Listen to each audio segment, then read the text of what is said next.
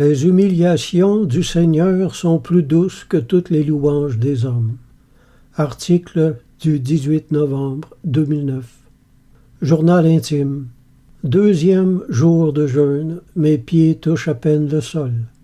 Oui, que Dieu me soulève à force de piété, qu'il élève mon âme vers le ciel, qu'il me détache de ce monde et me dirige vers le ciel, que j'y vive maintenant sans y être encore physiquement. Voilà le grand désir de mon cœur. Elle est vraie cette parole. Si ton âme est en bon état, tu as tout ce qu'il faut pour être heureux. Mes heures de prière sont calmes, silencieuses et très simples. Je laisse le Seigneur me sonder et m'humilier. Mais les humiliations du Seigneur sont plus douces que toutes les louanges des hommes. Je suis venu au monde à peine vivant, faible créature chétive, vaincu d'avance, presque mort de faiblesse à la naissance. C'est ainsi que j'ai également vécu, malheureusement. Lorsqu'on me regardera dans mon cercueil, mes ennemis comprendront contre quoi ils ont tant lutté. Un chien malade, une petite chenille qui rampe, une chose qui ne valait même pas l'effort de haïr. À l'instant où j'entrerai en paradis, près de Dieu, il me semblera déjà des siècles que je vous aurai quitté. Comme une épine dans la main, j'ai déplu à tout le monde sur la terre.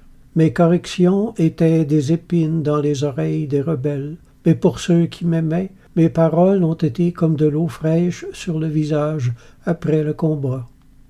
J'ai eu honte de moi-même toute ma vie, et il n'y a qu'en Jésus que je me suis senti compris, accepté et aimé comme j'étais.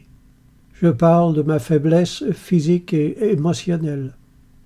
Ma consolation est d'avoir au moins un peu ressemblé à Jésus, lui qui a été crucifié à cause de sa faiblesse. 2 Corinthiens 13:4. Alors, s'il faut se glorifier, c'est de ma faiblesse que je me glorifierai. 2 Corinthiens 11:30. Jésus a été un modèle de force pour les forts et un modèle de faiblesse pour les âmes faibles comme la mienne. Tous peuvent le servir et lui plaire dans l'état même de leur nature propre.